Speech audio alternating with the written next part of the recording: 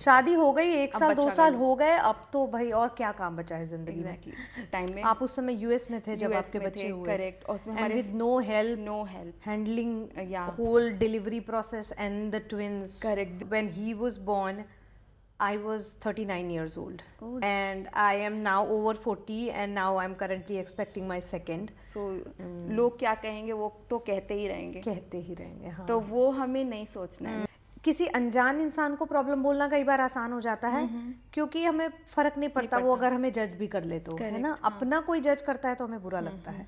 कि आप कनाडा में क्योंकि 4-5 साल थे, एंड क्योंकि आप भी जॉब कर रहे थे, तो वहाँ पे आपने वहाँ पे कुछ ऐसा था कि आप सेविंग कर पाए, या नेचर के बहुत करीब पाया हमने अपने आप को, जो कि दुबई और इंडिया में थोड़ा सा कम है। दुबई में तो बहुत कम है। एक दुबई से कनाडा जाने में जो सबसे बड़ा हिट जो मैंने देखा है, वो लोगों को लगता है द टैक्सेशन सिस्टम।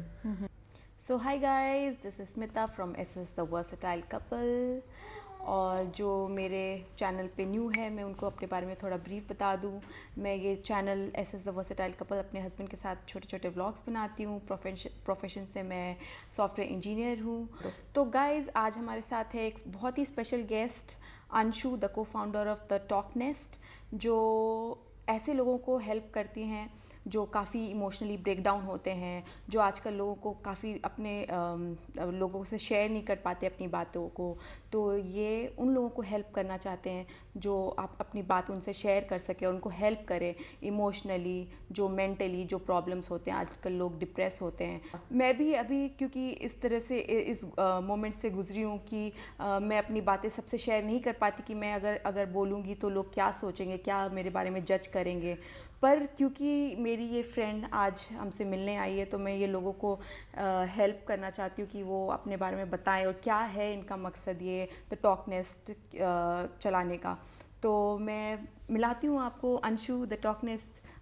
आप बताएं अपने बारे में, अपने चैनल के बारे में, और ये क्या है डिटेल में, अगर आप मेरे व्यूअर्स को बताएं और अपने व्यूअर्स को। Thank you Smita for the introduction.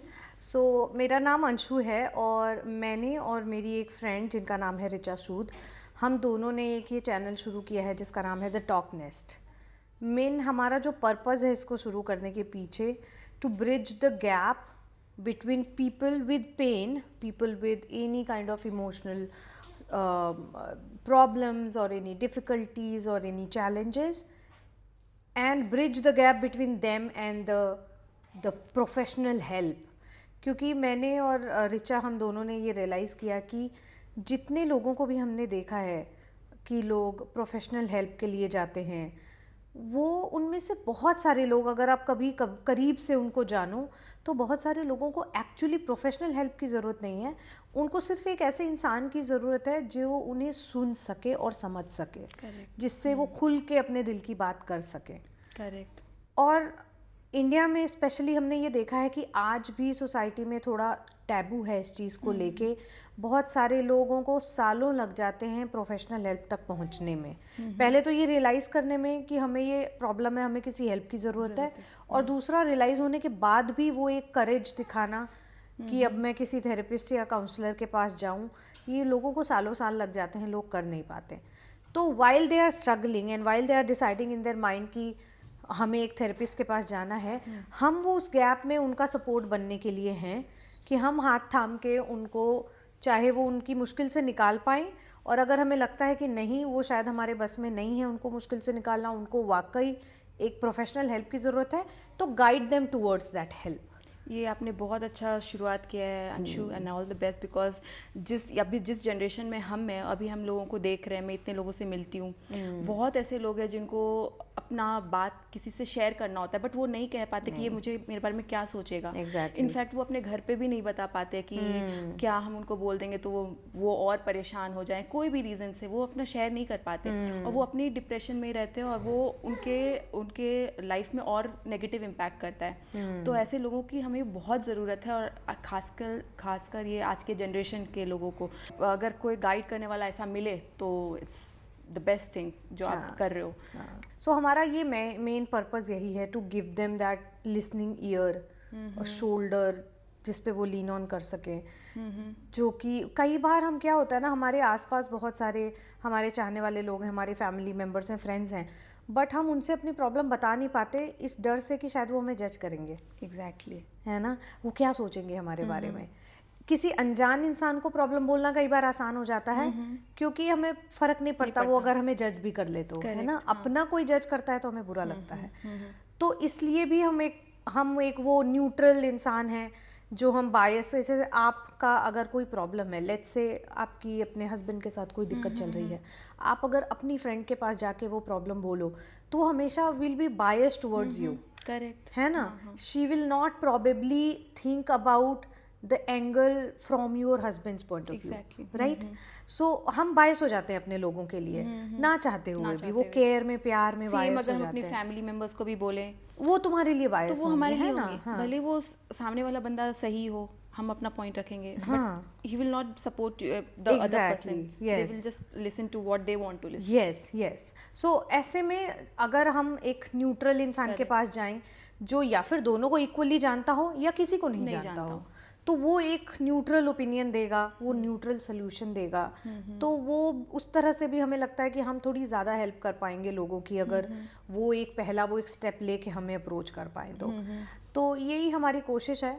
और मैं और रिचा चाहते हैं कि हम ज़्यादा से ज़्यादा लोगों तक पहुंच पाएँ।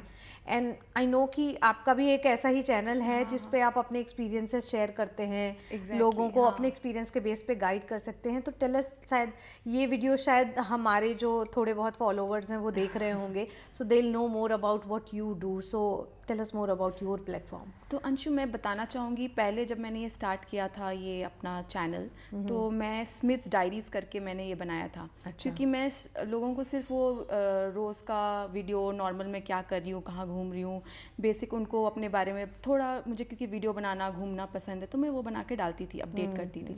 बट धीरे धीरे मैं देखी कि लोग पसंद कर रहे हैं हमारा वीडियो, और मुझे लोगों ने मोटिवेट किया कि तुम you should go for it, you should make more videos, तुम और बनाओ। तो मैंने ऐसे स्टार्ट किया। फिर जब मेरी शादी हुई तो मैं एज अ स्मिथ्स डायरीज़ को कन्वर्ट करके एस द वर्सेटाइल कपल, मैं कपल के बारे में लोगों को दिखाने लगी।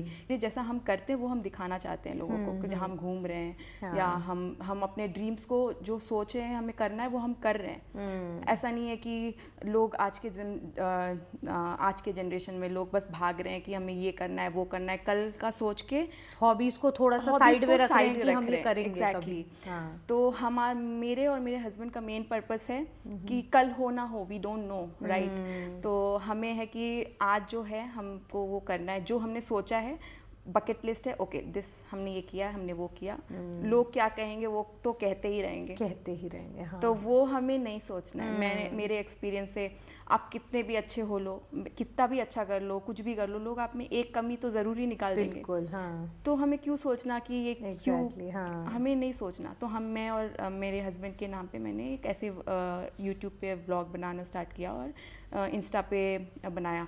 और रिसेंटली अभी जैसे जो लोग मुझे ऑलरेडी, कुछ लोग जानते हैं, जो नहीं जानते हैं, अभी हमने डिलीवर किया है ट्विंस। और सिर्फ मैं और हस्बैंड थे जब डिलीवरी के टाइम में। आप उस समय यूएस में थे जब आपके बच्चे हुए? करेक्ट। और उसमें हमारे with no help handling whole delivery process and the twins. Correct. This was the, I mean we never expected कि ऐसा हम हम कर भी पाएंगे। हमें डर भी था, बट हमारा एक चीज़ स्ट्रॉन्ग था कि वी वर मेंटली स्ट्रॉन्ग, कि कुछ भी हो we will manage, we will do it. Whatever problem comes, we know problem will come. Many people tell, oh you guys are so lucky, आपके पास तो सब कुछ है, कोई problems ही नहीं हुए। But guys, सबके पास problems तो सबको होते हैं। But वही है, आप कैसे डील कर रहे हो प्रॉब्लम को, वो मैटर करता है। हाँ। हमारा, अगर आप मेंटली स्ट्रांग हो, और ये आपने ये पेज आपके उन लोगों के लिए काफ़ी हेल्प करेगा जो मेंटली सोचते कि नहीं अब मेरा ये लास्ट है, मैं कुछ नहीं कर पाऊँगा, I can not go forward. But ये मैं अपना एक्सपीरियंस से भी शेयर करना चाहूँगी कि कुछ भी परेशानी आए, कुछ भी हो, आपको बस स्ट्रॉन्ग विल्ड रहना है कि यू हैव टू डू। आपके मन में है कि आपको ये बकेट, हमारा था कि हमें बच्चे डिलीवर करना है, कुछ भी प्रॉब्लम हो, ट्विंस हम मैनेज कर लेंगे। तो आज देखो, अब हमारे हेल्दी 2 बच्चे हैं। They are about to be 6 months now. 6 months now, yeah. So and अभी हम पीछे जाके देखते हैं कि क्या क्या हमें प्रॉब्लम्स आए थे, और तो हमें लगता है वाओ, हमने ये कर दिया। हमने जो सोचा था वो कर दिया। अल्टीमेटली हमने जो फाइनल आउटकम था, जो हमें वो हुआ।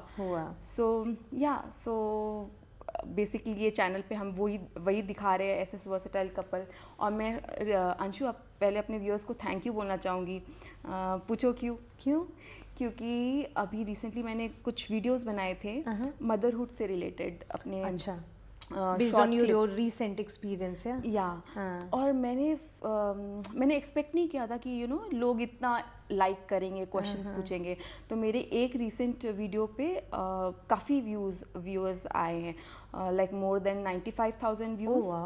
एंड मेरे को काफ़ी डीएम्स आ रहे हैं कि गाइस प्लीज़ हेल्प अस, आप अपना एक्सपीरियंस बताओ कि how you lost so much weight और how you planned the baby, कब आप कैसे किए, and how you're managing your office work and the twins।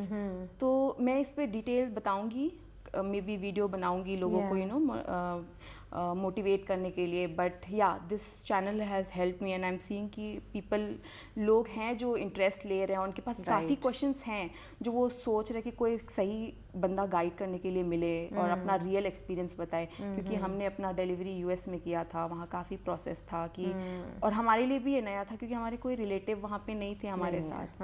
तो वो मैं डिटेल में कभी, क्योंकि काफ़ी लंबा हो जाएगा ये वीडियो, तो मैं कभी बाद में शेयर करूँगी। बट आप अगर अपने बारे में बताएं, क्योंकि आप जैसे आप मेरे फ्रेंड हो, मैं जानती हूँ आपका भी जर्नी क्वाइट इंटरेस्टिंग रहा है। आप कनाडा में थे तो हाँ, अगर मैं मदरहुड की बात करूँ सो बहुत सारी चीज़ें थी मेरे साथ जो काफ़ी अलग हुई। अगर हम सोसाइटल नॉर्म्स की बात करें, एक रूल्स जो सोसाइटी में फॉलो होते हैं उसकी बात करें तो I had my first son who is my first baby is now going to be 2 years this month, and when he was born I was 39 years old. Oh really? Yeah, and I am now over 40 and now I'm currently expecting my second. So you have broken that stereotype कि yeah, ये हाँ कह सकते हैं कि लोगों के हिसाब से ये बहुत लेट है, बट हमारे लिए वही काम किया। हम जब when my husband and I when we got married we were very clear that we don't want kids at this moment.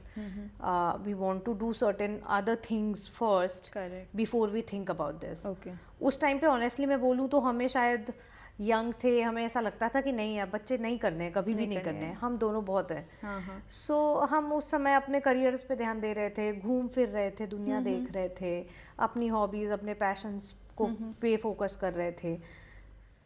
जब हमें लगा आफ्टर few years कि now I think we have done almost everything that was there in our bucket list, so I think we need to like grow our family at this point.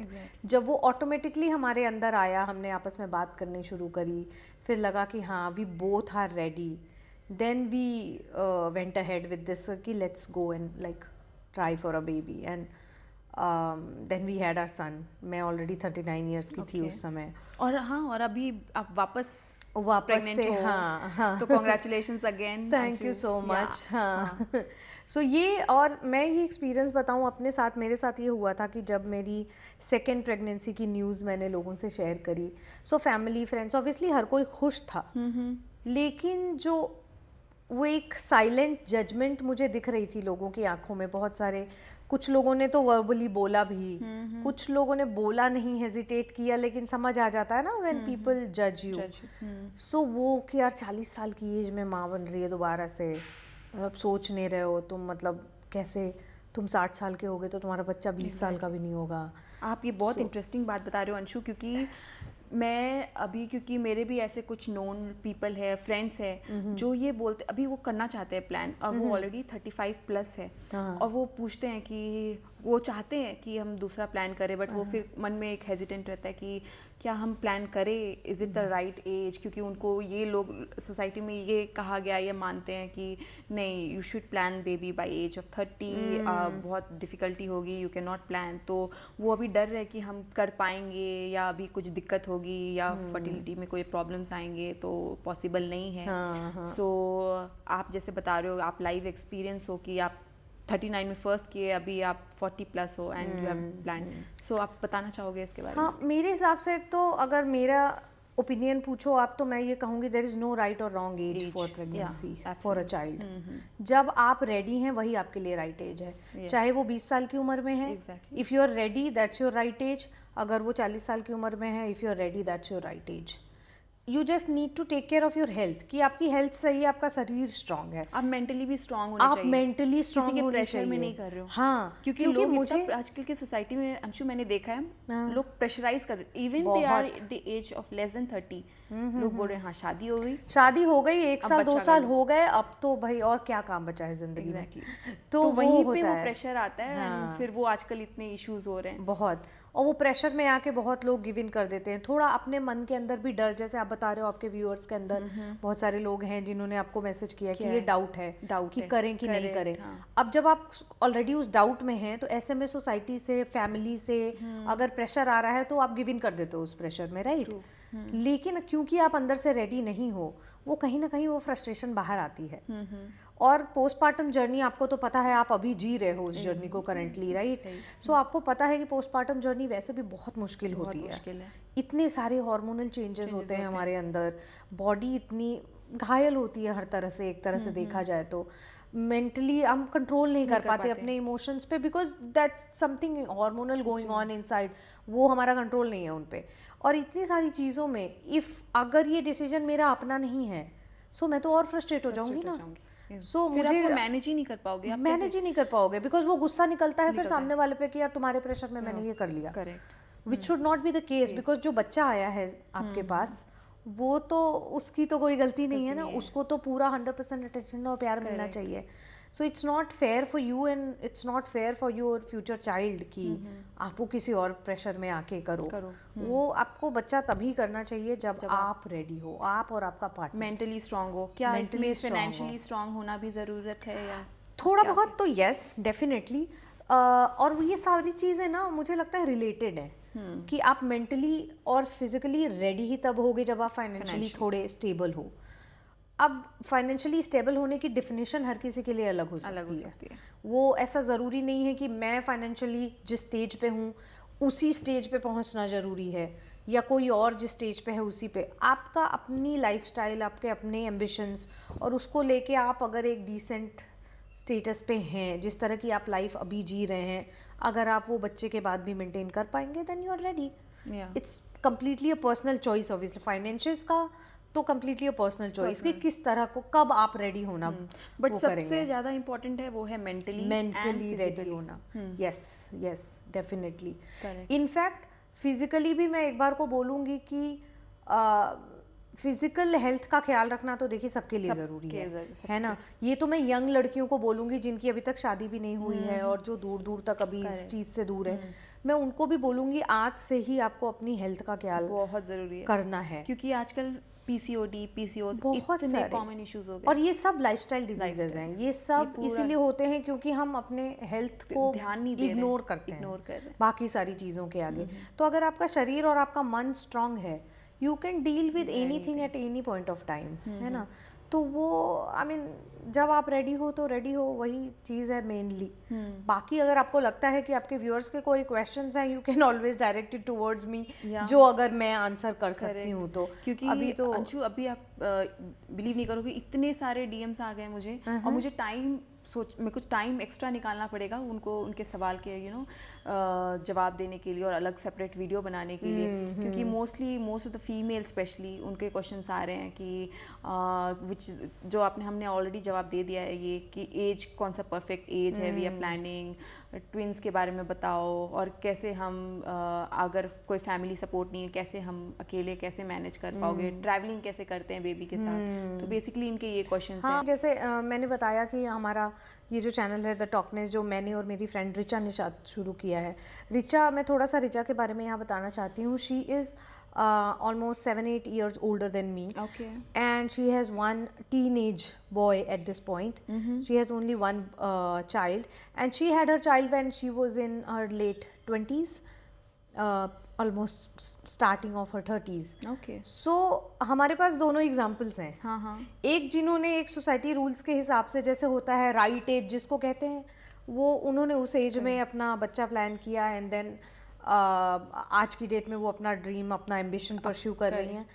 एक मैं हूँ जिन्होंने पहले अपना सब कर लिया, जो शौक पूरे करने थे कर लिए, देन मैंने अब बच्चा प्लान करा मैंने, और अब मैं मदरहुड की जर्नी अपनी एम्ब्रेस करके और वो रिस्पॉन्सिबिलिटी अदा कर रही हूँ, तो वो दोनों एग्जाम्पल्स हैं दोनों। एंड वो दोनों ही सही हैं बिकॉज रिचा के लिए that was the right age, because that was the age जब वो उन्हें लगा कि दैट उनको अपनी फैमिली और आगे अंदर बढ़ानी से है।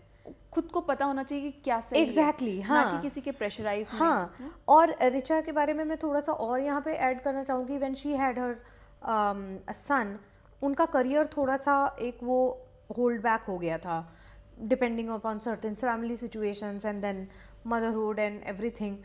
वो उनका करियर वो थोड़ा सा बैक सीट पे चला गया था, और जब उन्होंने ज्वाइन किया उन्होंने काफ़ी पीछे से ज्वाइन किया, तो जो उनकी ग्रोथ थी वो बहुत ज़्यादा हैम्पर हो गई, but she has never regretted because that was her decision. Correct. है ना, यही अगर उन्होंने किसी सोसाइटी या फैमिली के प्रेशर में किया होता सो वो ज़िंदगी भर क्रिप कर रही होती। तो ये एक है कि आपके लिए राइट एज वही है जब आप रेडी हैं। करेक्ट। और जब भी लगे, और मदरहुड का जर्नी तो एनीवे सबसे डिफिकल्ट जर्नी हम कह बहुत सकते हैं। डिफिकल्ट, क्योंकि मैं आपको बताना चाहूँगी, मैं क्योंकि इस पोस्टमार्टम से अभी गुजर रहे हो, हाँ। तो लोग कभी भी मदर को अप्रिशिएट वैसा नहीं करते, कुछ भी हो तो फॉल्ट भी कुछ हो तो मदर को ही डालते हैं, जबकि मदर ऑलरेडी इस फिजिकली उस ट्रॉमा से गुजर रही होती है, हील हो रही होती है, उसको साथ साथ बच्चों को भी देखना है, साथ साथ और बहुत सारी घर की रिस्पॉन्सिबिलिटीज़ होती है। बट कुछ भी अगर बुरा हो तो वो मदर को ब्लेम करेंगे, अच्छा हो तो पता नहीं वो नोटिस नहीं होता, वो तो तुम्हारा काम है। हाँ, वो तो है, काम है।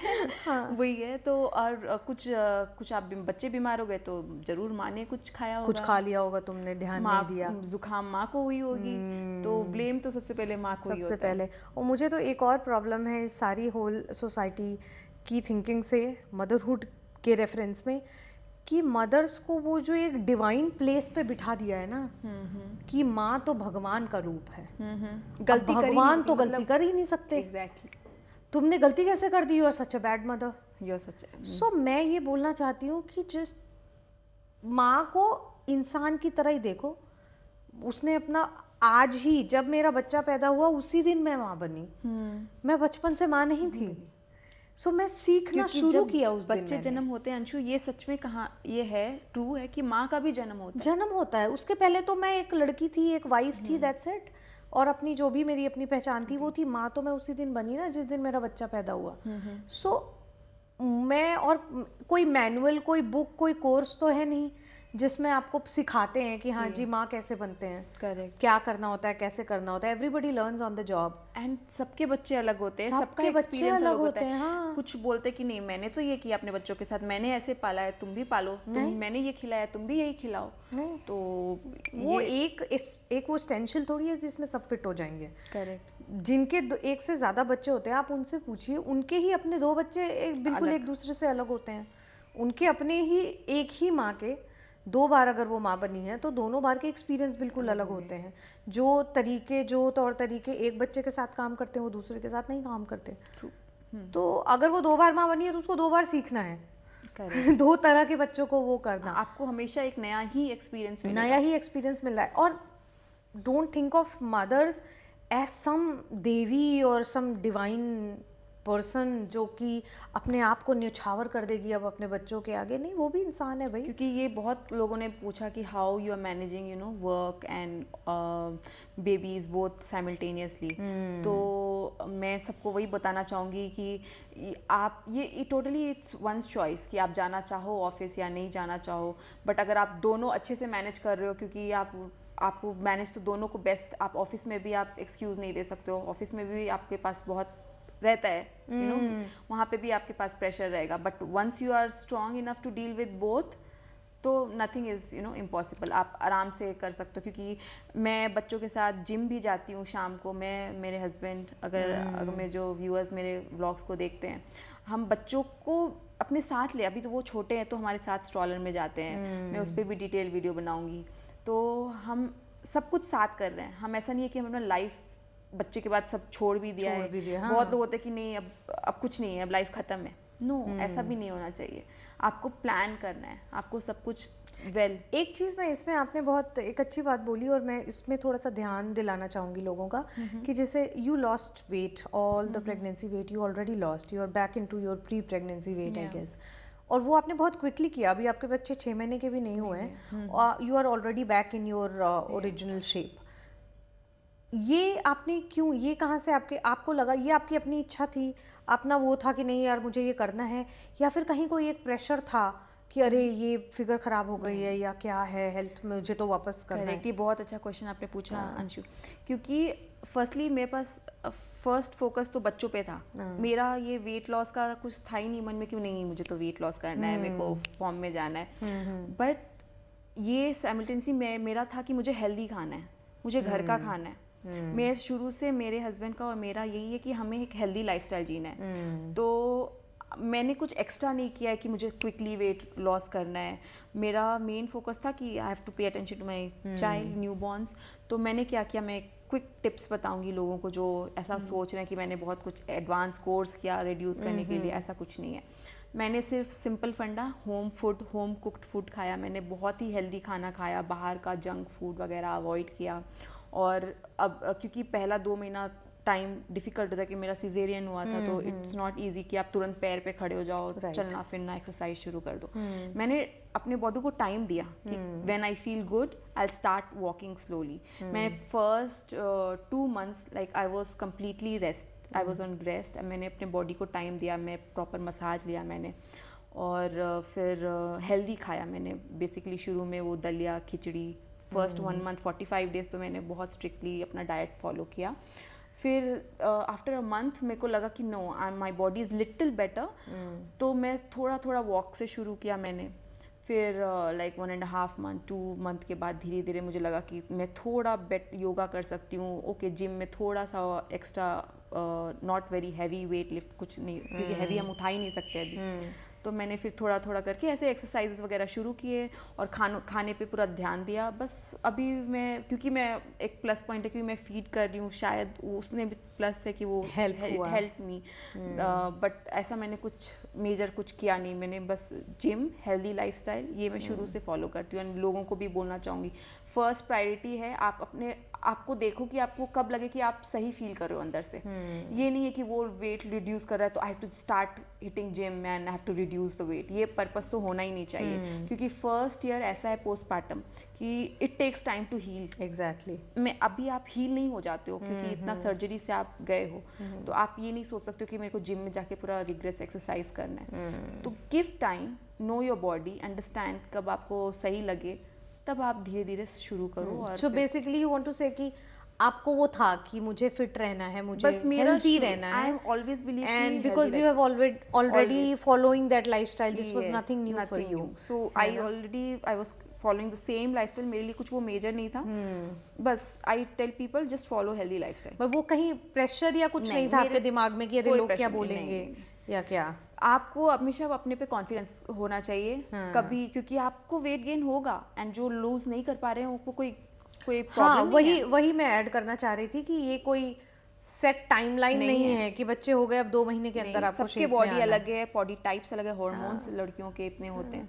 तो I will never suggest people कि आप जाओ और प्रेशराइज में करो। जो आपको जब अंदर से सही लगे तब आप, देयर इज नो हरी। क्योंकि मेरे पे ऐसा कुछ ऐसा प्रेशराइज नहीं था।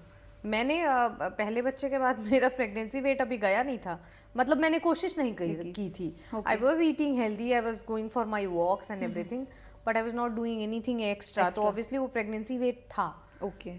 सो अब मैंने सोचा अब दूसरे के बाद इकट्ठे ही लूज करेंगे। सही है, क्योंकि आप I think first baby already 2 years का होने वाला है। हाँ जी। Okay, and then again you are in the same phase. That's good कि आपने 2 साल के बाद इमीडिएटली आपने कर लिया, क्योंकि कुछ लोग ऐसे जो प्लान सोचते हैं फिर वो 4-5 साल का ब्रेक हो जाता है। वो भी again it is also very personal choice. Correct, कि आप किस तरह से चाहते हैं। मेरा फंडा था कि मैं जब इस जोन में हूँ, when I am completely focused on my child, I can take care of 2 as well at this time. जब मेरा बच्चा थोड़ा सा बड़ा होने लगेगा, 5-6 साल 7 साल, जब मैं थोड़ी सी फ्री होने लगूंगी, उस वक्त शायद मैं I won't want to get into this cycle again. Exactly. So और प्लस मेरी एज भी एक मेरे माइंड में थी, आई वाज ऑलरेडी ओवर 40, और मैं ऑब्वियसली 45 साल की एज में, 50 साल की एज में बच्चा नहीं करना चाहती थी। सो क्योंकि बॉडी कमज़ोर ही हो रही है डे बाय डे, तो इस वो भी एक रीज़न था मेरे लिए। तो ये मेरे दो अपने बड़े पर्सनल रीजंस थे जिसलिए मैं ज़्यादा वेट नहीं करना चाहती थी। मैं एक साथ ही दोनों बच्चे और थोड़ा सा एज गैप कम रहे। So I thought, I don't know how true it is, but I thought that वो जितने एज में क्लोज रहेंगे उनकी अपनी बॉन्डिंग बड़ी स्ट्रांग रहेगी। तो वो एक वो भी एक मेरा अपना पर्सनल रीजंस था। तो ये टाइमिंग भी अगेन अपना पर्सनल चॉइस है। आपको बस अपनी बॉडी अपना माइंड को स्ट्रांग रखना है, rest everything Is- falls back into place please. कैसे भी करके। सो अंशु, मैं आपसे एक और क्वेश्चन पूछना चाहूँगी कि क्योंकि आप अभी कनाडा से जस्ट आए हो, तो आपका एक्सपीरियंस कैसा था कनाडा में? How did you manage and you were working there also? या सो कनाडा हम आई थिंक 5-6 साल पहले गए थे कुछ, और ऑलमोस्ट 5-6 साल हम वहाँ थे। और it was a nice experience. Again that was also one of those things जो हम करना चाहते थे। हमें जाके पहले हम दुबई में रहते थे, फिर हमें लगा कि नहीं, हमें और पार्ट्स भी एक्सप्लोर करने हैं वर्ल्ड के, थोड़ा अलग कल्चर भी जीना है। तो वहाँ हम गए, लाइफ वाज गुड। एक अलग तरह की दुनिया है वो। नेचर के बहुत करीब पाया हमने अपने आप को, जो कि दुबई और इंडिया में थोड़ा सा कम है। दुबई में तो बहुत कम है, इंडिया में भी कम ही है। मौसम और पोल्यूशन की वजह से वो थोड़ा सा, बिकॉज मैं इंडिया में जब थी तो I was living in Delhi, तो वो थोड़ा पोल्यूशन बहुत बड़ा एक फैक्टर है वहाँ पे। तो एक प्योर हवा, ताज़ी हवा और फ्रेश एटमॉस्फेयर, वो एक बड़ा अच्छा लगता था। We got into lots of outdoors, lots of walks, cycling, hiking, ये सब बहुत किया हमने उधर। Okay, that's great. सो जो कि बहुत इजी था और बहुत अप्रोचेबल था करना वहाँ पे, because you know we were living at a place जहाँ पे हमारे घर के बिल्कुल सामने लेक ओंटारियो होता था। तो वो वहाँ पे वॉक्स बड़ी सुंदर होती थी। और overall Canada is very green and all. तो वो मौसम थोड़ा सा बहुत लोगों के लिए एक्सट्रीम जाता है, because the winters are quite extreme, but we liked it. Okay. हाँ, वो हमें पसंद था। एक्सपेंस वाइज आप कुछ बताना चाहोगे कि वो कैसा था वहाँ पे? It has become a lot expensive than it was 4 years back. जब हम गए 2020 में हम गए थे Canada in the middle of the pandemic. So उस समय it was still okay, but in next 2-3 years it has become very very expensive, and that was one of the reason why we decided to come back. Because अब जिस तरह से India ने grow किया है, जिस तरह का मार्केट इंडिया है, अब इंडिया में there is a lot of money now. You can earn a lot better in India than you were able to few years back. So अब जब हम वो comparison करते थे तो ऐसा लगता था, और plus you miss your home, you miss your own people. Exactly. Specially festivals के दौरान बड़ा Correct, हमें correct, हाँ। वो लगता था कि यार हम अलग हैं। अलग है। And because it was such a long journey कि अगर आप डायरेक्ट फ्लाइट भी लेते हो तो 14-15 घंटे लग रहे हैं, एंड देन अच्छा खासा एक्सपेंस है एक बार कनाडा से इंडिया आना जाना। सो वो आप साल में 2-3 बार कर नहीं सकते। तो वो बड़ा मिस होता था कि यार हम दूर हैं, वी आर अलोन, हम हर छोटे फंक्शंस हम अटेंड नहीं कर पा रहे हैं, सिर्फ बड़ी मेजर शादियों वादियों में जा रहे हैं, बाकी हमसे छूट जा रहे हैं। तो वो एक रीज़न था। Plus when my son was born, I wanted to give him the kind of family life that we had when we were growing up. कि नानी, दादी, चाचा, मामा, ताऊ सब आसपास हैं, भाई भैया, कजिन्स, ये वहाँ पे तो सिर्फ हम दोनों थे। वो फैमिली के नाम पे फ़ोन पे आप कितना ही कर लोगे, बिल्ड कर लोगे। तो वो भी एक रीज़न था। सो या आई मीन, तो क्योंकि आप ये सेकंड बेबी आप इंडिया में डिलीवर करने वाले हो, तो ये आप जैसा चाहते थे ये आप अभी ये हाँ, ये काइंड ऑफ मैं ऐसा ये बहुत टाइमिंग हमने प्लान नहीं की थी, बट टाइमिंग बहुत लकीली सेट हो गई अच्छी। क्योंकि अब सेकंड बेबी के टाइम पे, फर्स्ट बेबी के टाइम पे कनाडा में हमारे पास कोई सपोर्ट नहीं था। अनफॉर्चुनेटली हमारी फैमिलीज़ में से कोई आ नहीं पाया था, और हम दोनों ने, मैंने और मेरे हस्बैंड ने अकेले ही मैनेज किया जो भी किया, अपनी जॉब्स, घर, और जैसा कि आपको पता ही है कनाडा में हाउस हेल्प्स अफोर्ड करना थोड़ा मुश्किल है। तो वो यूजुअली लोग नहीं होते हैं लोगों के पास, सारे काम आपको खुद करने होते हैं। और उसमें प्लस एक बच्चे की रिस्पॉन्सिबिलिटी, तो वो एक धीरे धीरे हमने मैनेज किया, वो रूटीन में लाए. बट जब सेकेंड बच्चे का सोचना शुरू किया तो हमें लगा कि it will be too much without any support. But luckily it happened like this कि हम ऑलरेडी इंडिया का प्लान कर चुके थे, हमारी टिकट्स बुक थी when we found out that I am expecting. Oh wow. So we thought okay this whatever happens for the best. वो बिल्कुल सही हुआ कि अब यहाँ एटलीस्ट मेरे पास थोड़ा सपोर्ट है. तो वो मैं एक पूछना चाहूँगी एक और क्वेश्चन कि आप कनाडा में क्योंकि 4-5 साल थे एंड क्योंकि आप भी जॉब कर रहे थे, तो वहाँ पे आपने वहाँ पे कुछ ऐसा था कि आप सेविंग कर पाए, या वहाँ का कैसा है, आप कुछ बताना चाहोगे अपना एक्सपीरियंस? हाँ, Job स्टार्टिंग perspective. में जब तक हम दोनों ही थे, मैं और मेरा हस्बैंड, और बच्चे नहीं थे, तब तक डेफिनेटली हम अच्छी सेविंग कर लेते थे because we both were working. और हमारे एक्सपेंस उतने थे नहीं, तो हमारी सेविंग्स हो जाती थी. बच्चे के बाद ये चेंज आया कि एक तो खर्चे बढ़े, प्लस महंगाई भी उन दिनों बहुत बढ़ गई थी. तो तब हमारी सेविंग थोड़ी रिड्यूस हो गई थी, काफ़ी बेयर मिनिमम हम सेव कर पाते थे. ओके. तो या उस समय तो बच्चे के बाद तो ज़्यादा कुछ बहुत ही नॉमिनल सेविंग होती थी. ओके. क्योंकि ये काफ़ी मेरे फ्रेंड्स हैं जो ऐसा सोच रहे हैं कि हम जाना चाहते हैं कनाडा, बट ये सोच से कि नहीं हम वहाँ पे सेव कर पाएंगे कि नहीं, क्योंकि वो ऑलरेडी दुबई में ऑल वेल सेटल्ड हैं. हाँ, नहीं, एक दुबई से कनाडा जाने में जो सबसे बड़ा हिट जो मैंने देखा है, वो लोगों को लगता है द टैक्सेशन सिस्टम.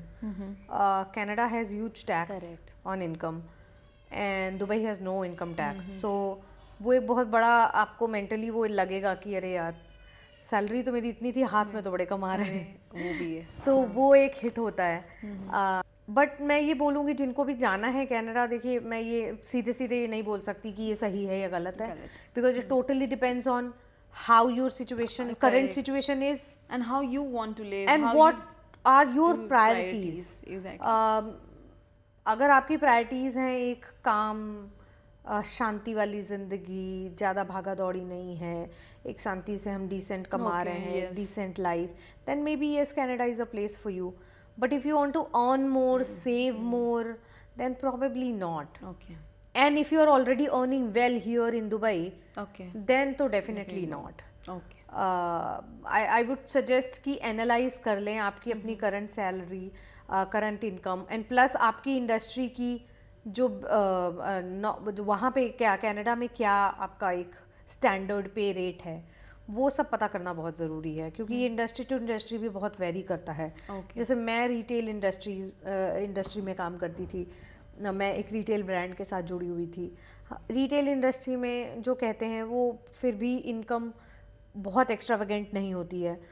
वहीं आईटी इंडस्ट्री में पैसे इससे काफ़ी ज़्यादा हैं. तो it depends on industry to industry. तो आपको वो एनालाइजेशन आपको खुद ही करनी पड़ेगी कि आपका यहाँ पे क्या पे रेट है, कनाडा में उस चीज़ का क्या स्टैंडर्ड पे है. खर्चे थोड़े से देखने पड़ेंगे, हाउसिंग, रेंट्स वगैरह are very expensive in Canada. So thank you Anshu, आपने बहुत लोगों के क्वेरीज का आपने जवाब दिया जो काफ़ी हेल्पफुल होगा उनके लिए. Thank you so much for inviting me. I mean it has been nice meeting you after so time, personally and professionally. And I hope कि मैं बहुत सेल्फिश हो रही हूँ अभी, बट आई होप कि मैं आपकी ऑडियंस के ज़रिए मैं और रिचा एंड हमारा जो चैनल द टॉकनेस और ज़्यादा लोगों तक पहुँच पाए. बिल्कुल, और पहुँचना भी चाहिए. मैं भी इसमें ऐड करना चाहूँगी Anshu, thank you for joining me and sharing your thoughts, because ये बहुत ज़रूरी था कि लोगों तक हम ये आपकी बात पहुँचाएँ और लोग आपसे कनेक्ट होएं और आपसे शेयर करें अपनी बातें जो शेयर नहीं कर पाते, और जिनको कोई मेंटली गाइडेंस और सपोर्ट की ज़रूरत है वो please the talk nest Anshu से कांटेक्ट करें. काफ़ी हेल्पफुल है, क्योंकि आज मैं भी इतने टाइम बाद इनसे बात करी, मुझे पर्सनली बहुत अच्छा फील हो रहा है और मैं अपना एक्सपीरियंस शेयर करना चाहती हूँ. तो प्लीज़, एंड मैं अपने व्यूअर्स को भी थैंक यू कहना चाहूँगी. आप thanks to all my viewers for supporting, और जो न्यू है मेरे चैनल पे as the versatile couple, please follow करें मेरा यूट्यूब चैनल को भी और हमारे इंस्टाग्राम चैनल को, और हम ऐसी और मोटिवेशनल वीडियोस और व्लॉग्स आपके लिए ज़रूर लाएंगे। Thank you, see you in the next vlog.